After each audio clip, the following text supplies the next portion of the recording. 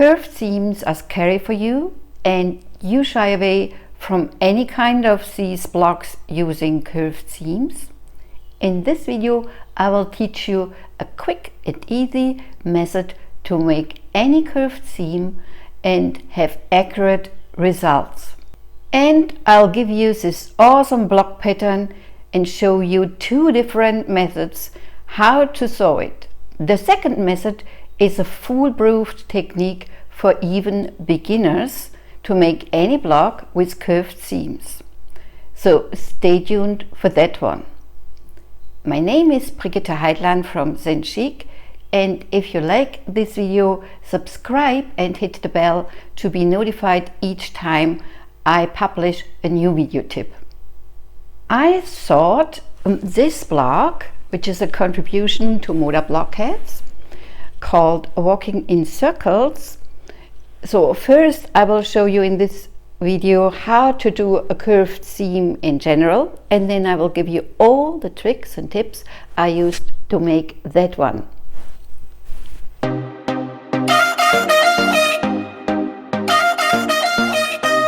Just for practicing a curved seam a bit, I have a download link for you below to make a test block. This block is called Drunkard's Path, as you may already know. For a curved block, you always need a template to cut the fabric patches. You will have two shapes, a concave and a convex shape. I'm always confused with these two terms and just call them hole shape and belly shape. To make it easier, mark the midpoints by folding each patch in half and give it a good crease. Place the two patches right sides together with the hole shape on top facing you and creases matching. Pin at the midpoints and at the right and left ends of the curve.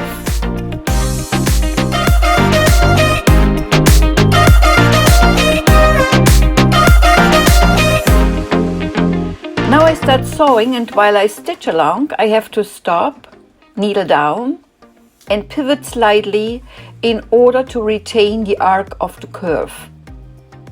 I also take care to align both cut edges and to avoid any puckers or pleats. You actually aim for a smooth bow following the belly shape edge. Continue pivoting and adjusting all the way along the curve.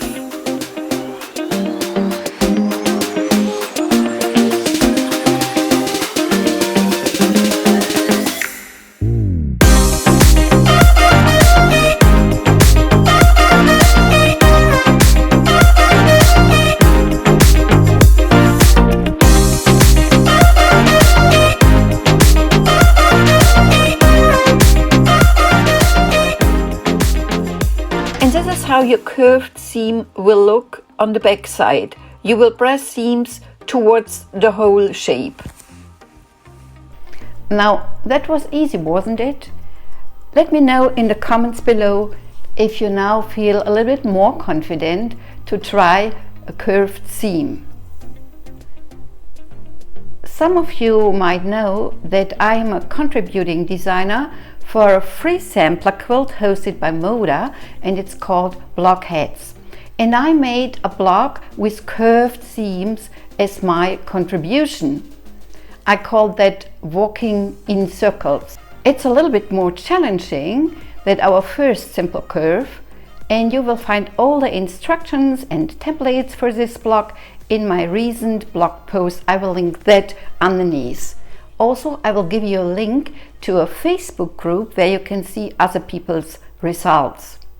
So in this video I will show you two techniques how to sew that block. One is the classical one, we use machine piecing, and then the second one is a foolproof beginner method, and everyone who can handle a sewing machine can make that block, even tiny ones, and it will look gorgeous. So stay tuned for that one. Let's start with the classic machine piecing technique. You cut out the downloaded paper templates, and I recommend that you add an extra 1/4 inch to the straight edges of pieces A and C. This will make your block a bit larger and you can easily trim it off at the end to the perfect size. In the same way you did with your test block, you fold now patches in half and give it a crease. As you can see, shape B is now a bit shorter than that shape A with that extra 1/4 inch seam allowance. When you pin both together, then leave that extra 1/4 inch at the edge and you can just eyeball that bit. Make 4 units A, B and press seams towards the whole shape. Insert shape D in between the 2 of those units and again press seam allowances towards the whole shapes. Add a shape C at both sides of an AB unit. Since you added that extra seam allowance to both shapes A and C, these straight edges should now be aligned and matching. Make 2 of those units and press seam allowances towards the C shapes. In the next step, we have to get these units together. You place the units right-sided onto each other, and to achieve accurate matching points, it is very crucial to pin exactly through these marked dots. You can watch the linked video about the compass point block where you see me doing this with a close-up. I will link down in the descriptions to that video. Finally, you add the last unit to finish the block. Press these seams towards the corners. For this example, I made a block 8-inch finished size, and as you can see, it is quite oversized as I wanted it to be.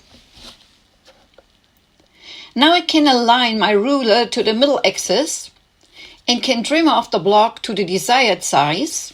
In my case, it's an 8.5-inch square.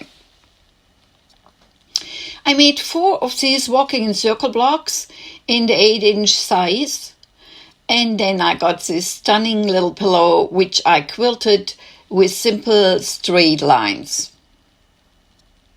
You can even do a complete lap-size quilt as the one I saw from Bridget Gale at Pinterest recently. Up to the second method, we are now on the fun part, when I cheat a bit with gluing things.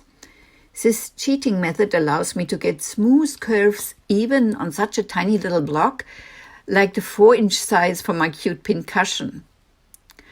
First, trace template pieces onto fusible web, and again add an extra 1/4 inch to the straight edges of shape C.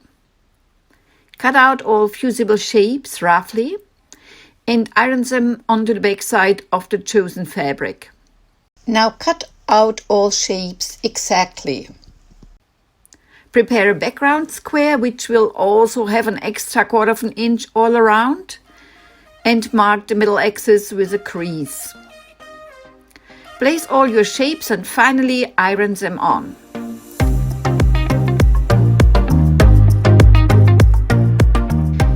Therefore you have to remove the backing paper and it helps if you scratch it a bit with a pin. Once you have everything ironed on, you will stitch around all curved lines, either with the zigzag or the buttonhole stitch of your machine. For mine, I used invisible thread so the stitches don't show off very much.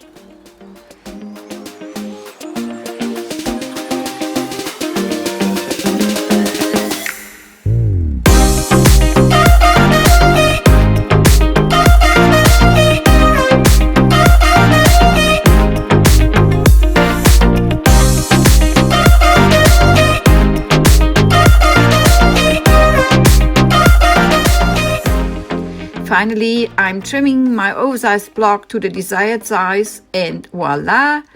Here is my tiny pin cushion with perfectly curved seams. Now you know exactly how to sew a curved seam. And download the templates for my blockheads blog in the link below. There it is in 4 various sizes, in 4-inch, 6-inch, 8-inch and 12 inches. And also don't miss checking out other people's results in our Facebook group. That's always fun to see what fabric choices they have made. Check out also this video on how to up your paper piecing skills. And if you like this video, hit that like button, be sure to subscribe and share it with your friends. Thank you.